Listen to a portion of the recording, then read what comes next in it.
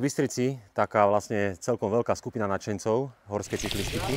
No ale ja som z minulý rok zlomil rebra a kúpil som si gravel. Musím povedať, že som sa stal nadšencom toho gravelu.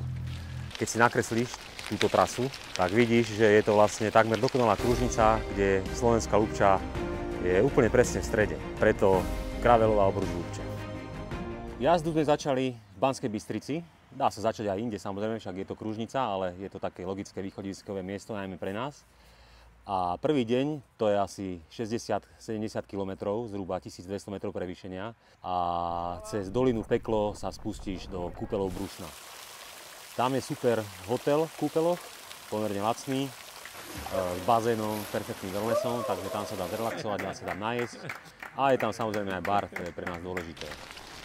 Ten druhý deň má zhruba rovnaké parametre, hore Sopotníckou dolinou, odtiaľ sa takou celkom skrytou lesnou šotolinovou cestou a na záver trailom krátkym zjazdovacím dostaneš do Hľadielského sedla a potom už ideš klasicky trasou Donovalského cyklomaratónu, to znamená poza Kozí chrbát, ideš na Kečku a po hrebení cez chatu na Kráme sa dostaneš na Šachtičku a tam už podľa ľubovôle do Banskej Bystrice zjazduješ buď po asfaltke, čo som teda urobil ja ako gravelista. Chalani MTBčkári samozrejme využili výbornú sústavu trailov, ktorá ťa 800 metrov zvedie po pekných singloch až do Banskej Bystrice.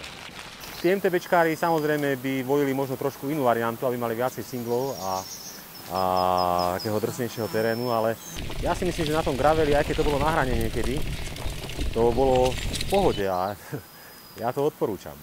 Takže aby sme si pozreli to moje čudo, je to od Specializedu Diverge STR, ktorý je charakteristický týmto tlmičom tu, ktorým sú odpružené riaditka. On sa tu dá zamknúť, hej, alebo otvoriť.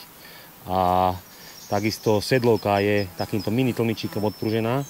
Ona kmita v podstate smerom dozadu a dopredu, ale takto výrazne pomáha. Pneumatiky Pirelli Cinturato 45 mm.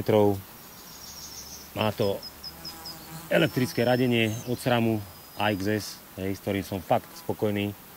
Páčky sú na brzdovej páčke. Keď stlačím pravú, ide to dole reťaz, stlačím ľavú, ide hore a keď stlačím obidve naraz, tak mi padne teleskopická sedlovka RockShox Reverb. S touto kombináciou som fakt, že mimoriadne spokojný.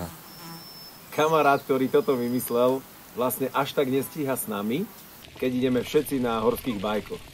A odkedy objavil to čaro gravelu, to je neuveriteľné, on je neskutočne rýchly. Neviem, či tomuto čaru ja niekedy podľahnem, lebo moje srdce bije pre Enduro MTBčko.